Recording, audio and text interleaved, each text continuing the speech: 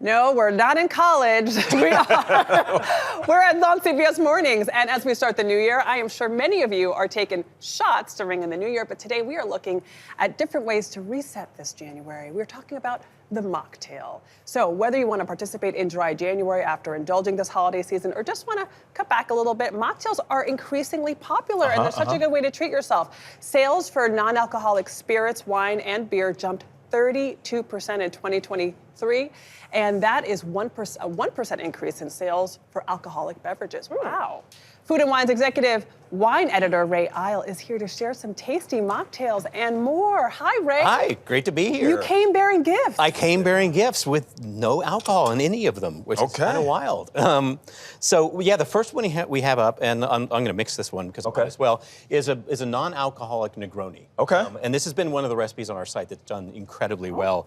And it's this ritual. Non-alcohol, and the Negronis are incredibly easy. They're 1-1-1. Very popular. They're very popular Gin, these days. Campari, vermouth. This is a non-alcoholic gin. Vermouth. Okay. A non-alcoholic Liars, which is basically the substitute for the Campari. The Campari. Okay. And then this Martini and Rossi non-alcoholic vermouth, and mix it up. Pour. Okay. Drink.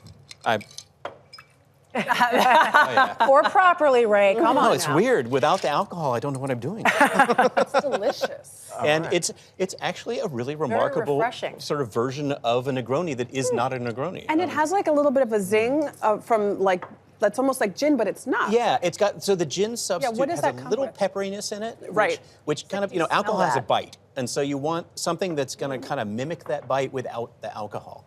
The next cocktail... Is this inspired by James Bond? This the one? This next one's inspired by James Bond. I don't think we're to the point with non-alcoholic cocktails of James Bond saying like, James Bond, I'd like a non-alcoholic vodka. A mocktail. I don't think that's happening in the next movie, but this is called You Only Live Twice.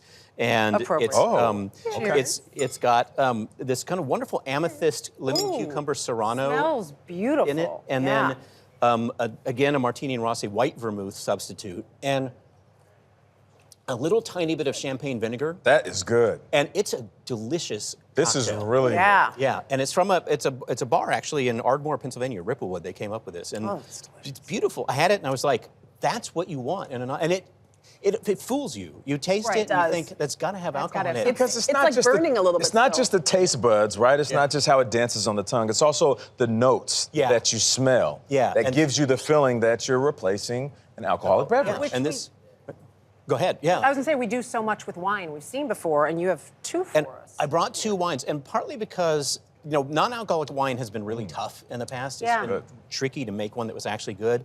This 1-2-0. Which is German. That's 1-2-0, The smell. But the smell. This is a Riesling, and what? This is wine. It smells like wine. Like wine. Well, yeah, it smells. Guys, this smells like wine. And it does.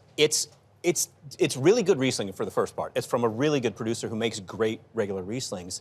And what they do is they vacuum distill it. You drop the pressure down so that you can boil off the alcohol at like 82 degrees. Oh. I got to take that home. My wife loves Riesling. I mean, this is... I poured, I cheated.